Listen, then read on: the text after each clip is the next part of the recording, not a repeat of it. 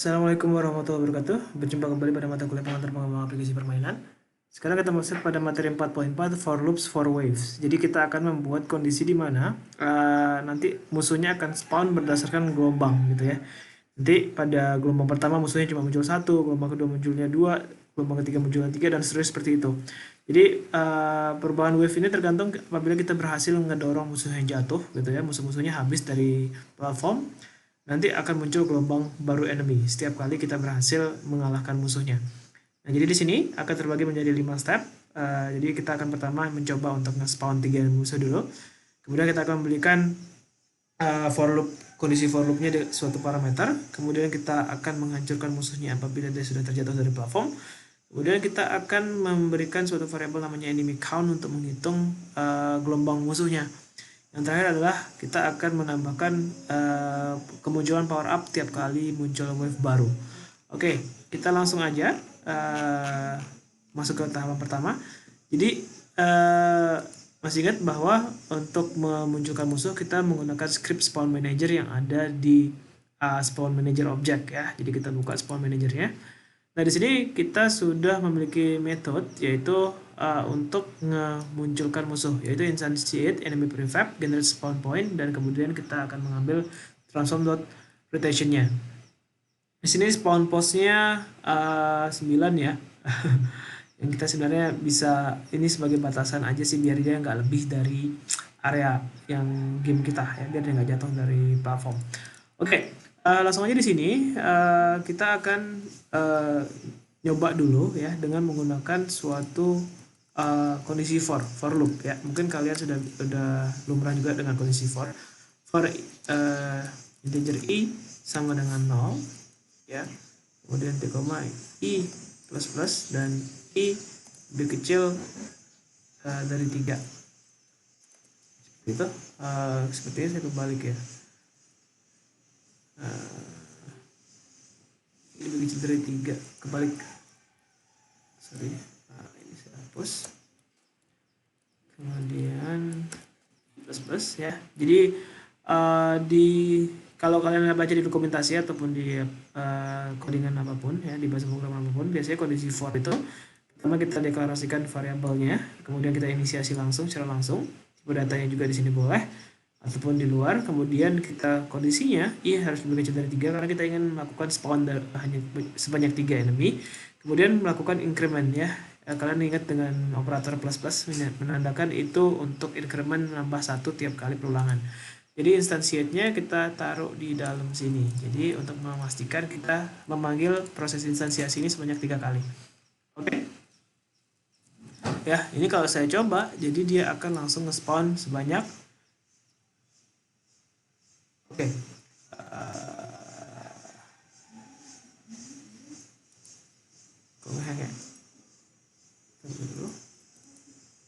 Oke, seperti itu ya. Jadi langsung ada 3 enemy muncul yang berusaha ngedorong kita. Nah, oke. Jadi kondisinya adalah pada saat kita berhasil ngedorong 3 musuh ini, kita akan menang. Cuma di sini bakal rada susah kalau kita nggak punya power up ya. Yang ada kita yang jatuh. Nah, mungkin kita bisa ngakalin musuhnya kayak gitu. Nah, jadi pada saat kondisi musuhnya jatuh 3-3-nya, setiap wave kita akan lanjut ke wave selanjutnya. Oke.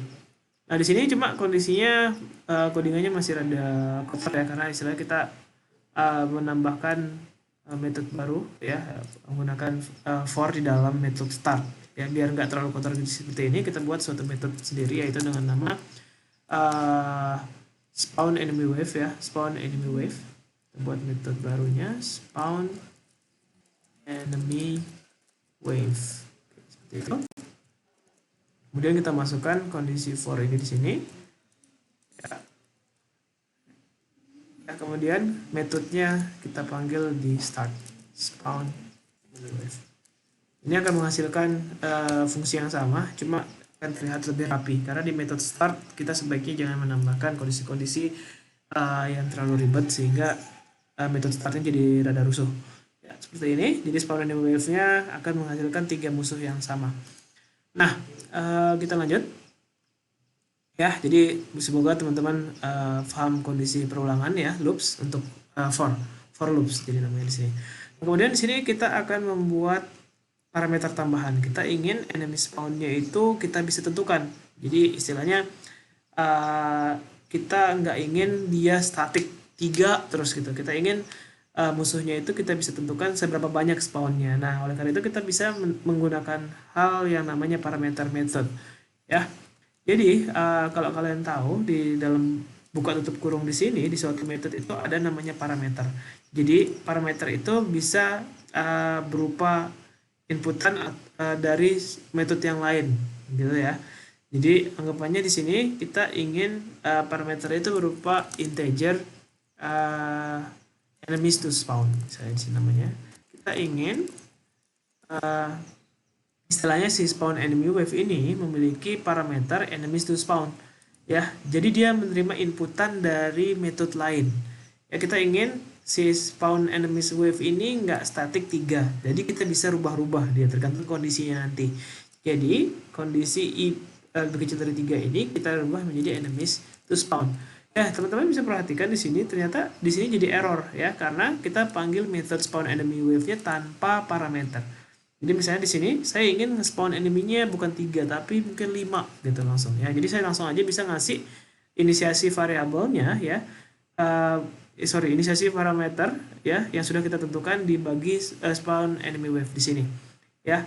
Jadi yang kita sudah ketahui bahwa spawn enemy wave ini parameternya berupa integer. Oleh karena itu kita bisa ngelempar nilai bilangan bulat di dalam spawn enemy wave. Ini nggak bisa kita kasih variabel float ya. Ya karena memang kita juga for loops-nya berupa integer ya. Langsung aja di sini kalau kita coba play maka yang spawn sebanyak 5 ya dan dia akan berusaha ngedorong kita semua. Nah, kalau saya misalnya taruh 10 bahkan gitu ya. Jadi dia akan langsung nge-spawn sebanyak 10 enemy. Secara random seperti itu ya. Jadi kita bisa dibully habis-habisan sama musuhnya. Jadi hati-hati di situ ya. Jadi intinya di sini dengan menggunakan parameter kita bisa merubah-rubah nilai masukannya berapa enemy yang kita bisa spawn. Ya, itu adalah kondisi yang kita berikan pada parameter spawn enemies di sini ya, spawn enemy wave di sini. Oke, kita lanjutkan untuk di step selanjutnya. Istilahnya kondisinya kan kita nanti ingin pada saat musuhnya jatuh kita akan menambahkan jumlah musuhnya. Namun kita harus punya suatu metode atau fungsi yang dapat istilahnya menghitung berapa jumlah musuh yang ada di dalam game kita. Oleh karena itu kita perlu kondisi di mana juga kita harus mampu menghapus musuhnya dulu. Nah, oleh karena itu kita butuh kondisinya sederhana. Pada saat dia jatuh dari platform kan dia jatuh ke bawah ya, yaitu posisi Y-nya akan berkurang. Jadi kalau Y-nya lebih kecil dari 10 kita ingin dia di-destroy game objek tersebut. Oleh karena itu kita perlu mengakses script pada enemy ya. Di sini di enemy buka script enemy-nya. Oke. Di sini ada script enemy ya. Pada saat kita menentukan berapa speednya, langsung aja di bagian sini kita akan diupdate jika if transform.position-nya lebih kecil atau sama dengan minus 10 F ya. Oke.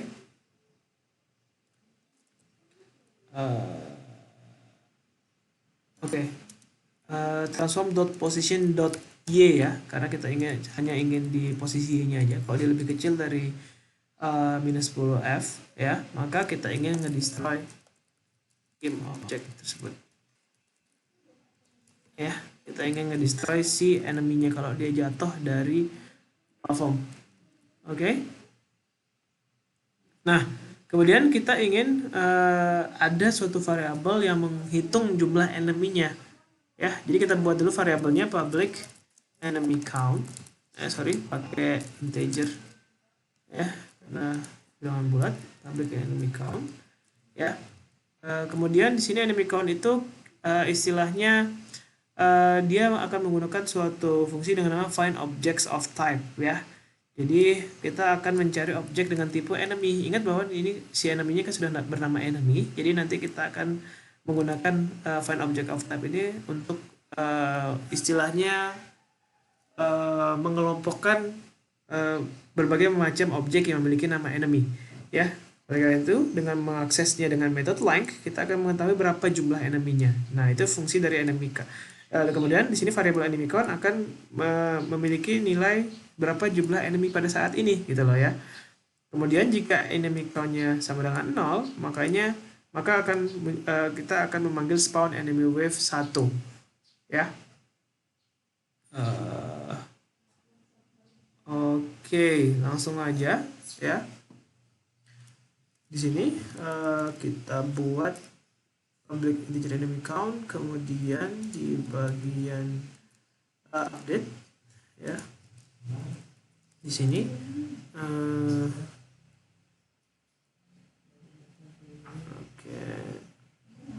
oke, yang perlu dipahami ini bukan di script enemy ya, hati-hati. Sorry, saya salah tadi di sini.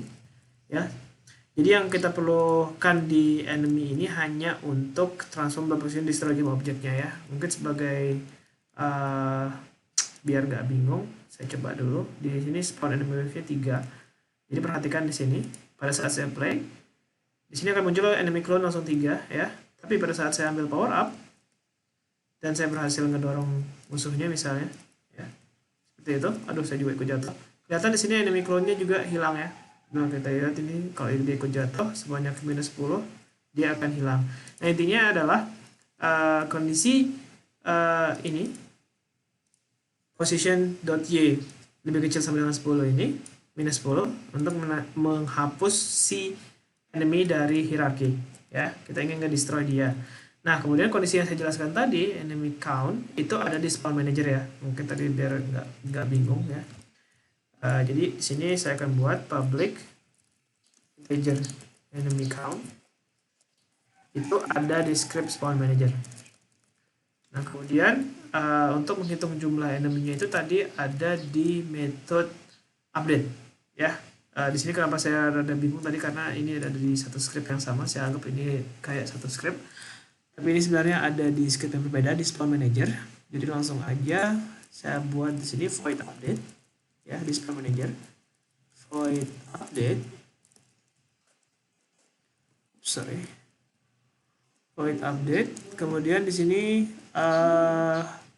enemy count-nya seperti yang saya sampaikan tadi, enemy count find object of type ya, enemy. Oke. Enemy, kemudian dot length, saya cek lagi di sini, find objects of type ya, karena lebih dari satu, jadi kita harus pakai yang ada s-nya. Ini nggak ada s-nya ya, makanya dia ada error. Ini find objects of type yang ini, yang ada s-nya ya. Kemudian enemy, bukan titik length ya. Oke, itu yang harus diperhatikan ya. Enemy count-nya equal find objects of type. Jadi dia harus ada tambahan s karena objeknya lebih dari satu ya. Enemy di sini kita sudah punya kelas enemy, oleh karena itu dia akan mencari semua objek yang memiliki komponen kelas enemy ya. Ingat, di sini yang punya komponen kelas enemy adalah objek enemy ya. Jadi setiap objek yang memiliki script kelas enemy, maka dia akan langsung masuk ke kelompokan ini, enemy count. Nah, informasi enemy count ini berfungsi untuk memanggil si spawn enemy waves-nya. Jadi pada saat enemy count lebih kecil dari 0 atau sama dengan 0, maka kita akan spawn enemy wave ya. Jadi di start ini aja ya, if enemy count sama dengan 0, maka kita akan memanggil spawn enemy wave 1 kayak gitu ya. Mungkin ini saya coba double, kita nggak perlu pakai yang spawn enemy wave di start lagi. Saya coba langsung play. Ini enemy count-nya kosong. Sekarang kita coba jatuhin ini, apakah dia akan muncul kembali. Oke. Saya juga jatuh. Oke, sini sekarang pada saat dia berhasil jatuh dia akan muncul kembali ya. Kita coba tunggu dulu. Jatuh, muncul lagi. Seperti itu ya. Jadi setiap kali eneminya jatuh sekarang dia akan muncul kembali. Itu adalah fungsi dari metode yang ada di sini ya. Jadi setiap kali eneminya jatuh, ya, itu pada saat enemy count-nya jadi 0, maka dia akan memanggil spawn enemy wave. Jadi di start ini saya nggak perlu lagi. Oke. Nah, selanjutnya adalah saya kan nggak mau istilahnya cuma muncul satu-satu terus ya setiap kali uh, musuhnya jatuh. Jadi saya ingin pada saat wave pertama lewat, spawn enemy wave-nya bertambah.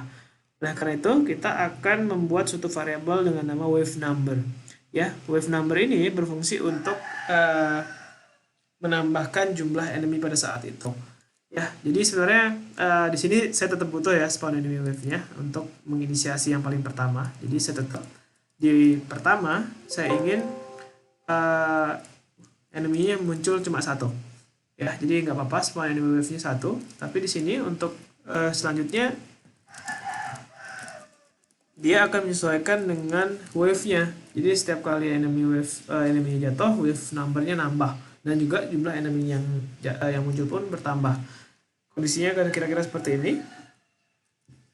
Ya, jadi spawn enemy wave number-nya kita kasih nilai 1 untuk wave pertama.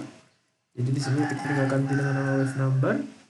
Nah, kemudian setiap kali enemy count-nya jadi 0 kan dia akan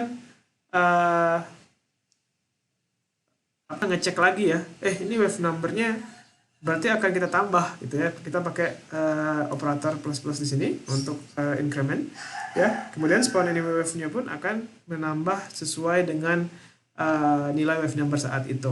Jadi setiap kali enemy count-nya jadi 0 ya, kita wave number-nya jadi plus plus, menyatakan ini ada increment penambahan wave. Kemudian spawn enemy wave-nya juga jadi menyesuaikan dengan wave number saat itu. Oke, kita coba play.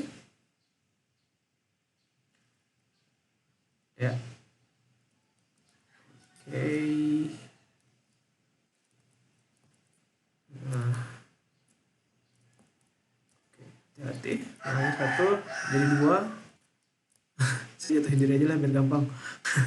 Ini sekarang kalau jatuh 2 jadi 3. Nah, muncul 3. Jatuh lagi akan bertambah jadi 4 dan seterusnya seperti itu. Cuma ini bakal susah banget ya, dalam artian kita kan cuma power up itu cuma di awal aja ya. Saya ingin power upnya sebenarnya juga jangan cuma muncul sekali. Saya ingin dia munculnya kalau bisa berkali-kali gitu ya. Bahkan kalau bisa lebih banyak sih. Nah, karena itu di sini kita akan menambah jumlah power upnya. Jadi power upnya muncul setiap kali ada new wave. Nah, oleh karena itu kita perlu mengakses game object power up prefab di dalam spawn manager juga. Ya, kita nggak ingin yang diakses oleh spawn manager hanya enemy, tapi juga berupa power up-nya. Power up prefab, itu. Nah, karena itu kemudian kita di Unity, di spawn manager, kita butuh mengakses power up-nya. Oke. Di bagian sini ya.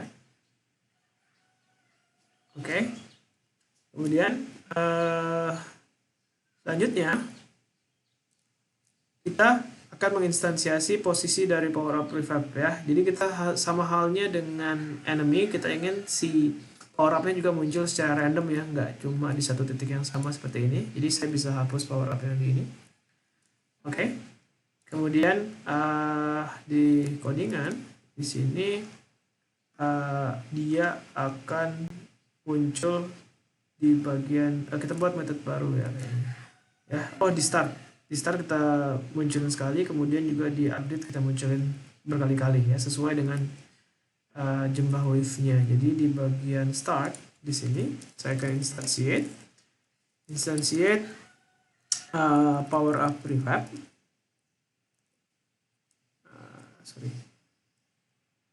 Instantiate bukan sempurna salah, instantiate power up prefab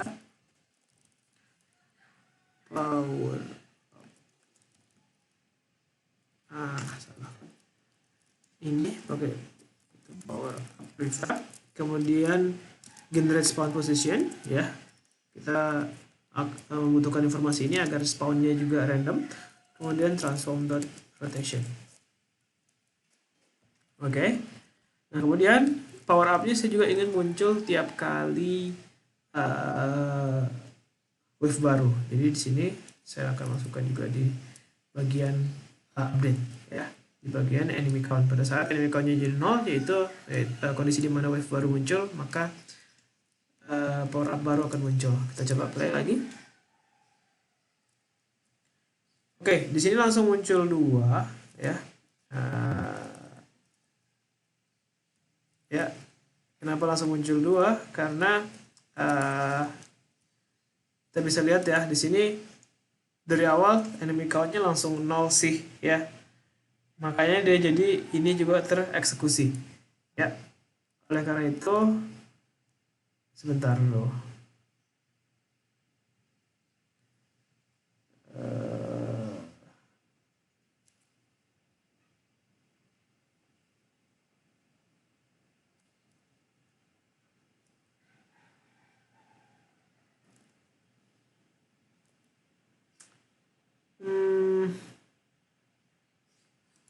Oke. Sebentar. Saya klik play lagi. Oke, dia langsung muncul 2 ya. Instantiate power up. Sudah sesuai sih di sini sebenarnya.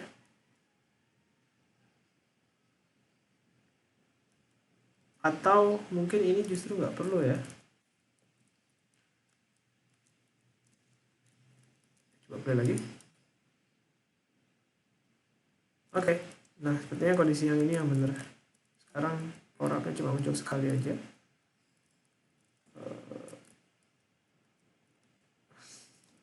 Tapi mainnya rada susah ya. Nah, satu jatuh, muncul 2, power up baru muncul lagi ya. Jadi mungkin ini saya perlu balancing lagi gamenya biar nggak terlalu susah mainnya. Ambil dulu lagi. Saya kira-kira bisa sampai wave berapa ya. Oke, wave ketiga. Opa.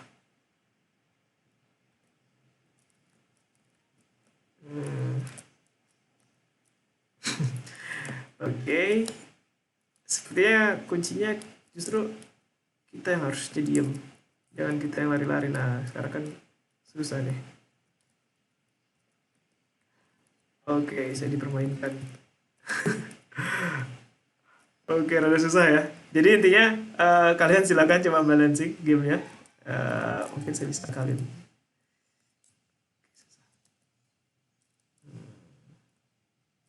Ya, gamenya ternyata ini hard mode ya. Saya nggak bisa jatuhin musuhnya. Nah, oke.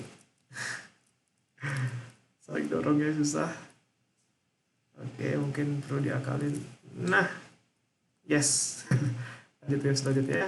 Kira-kira seperti itulah ya. Mungkin kalian nggak perlu nonton saya streaming game seperti ini. Tapi intinya sekarang sudah ada challenge-nya. Ya, mungkin kalian bisa coba coding sendiri gamenya. Mungkin tambah fitur-fitur lain. Mungkin power up-nya berbeda gitu yang spawn. Silahkan kalian mungkin bisa kreatif dalam proses pembuatannya. Mungkin timernya jangan cuma kayak gitu kan. Mungkin biar gak terlalu lama, kalian silahkan coba sendiri nanti codingannya dan seterusnya seperti itu.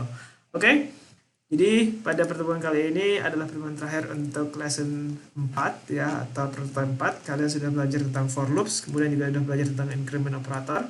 Kemudian kita sudah belajar juga untuk membuat metode yang memiliki parameter custom. Kemudian kita juga sudah menggunakan find objects of type ya.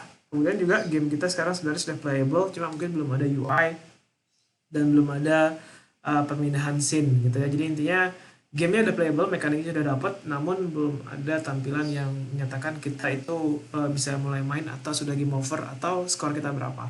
Itu akan kita bahas pada pertemuan prototype 5 nanti. Oke, demikian materi untuk saat ini. Terima kasih atas perhatiannya. Semoga ilmunya bermanfaat. Wabillahi taufiq wal hidayah. Wassalamualaikum warahmatullahi wabarakatuh.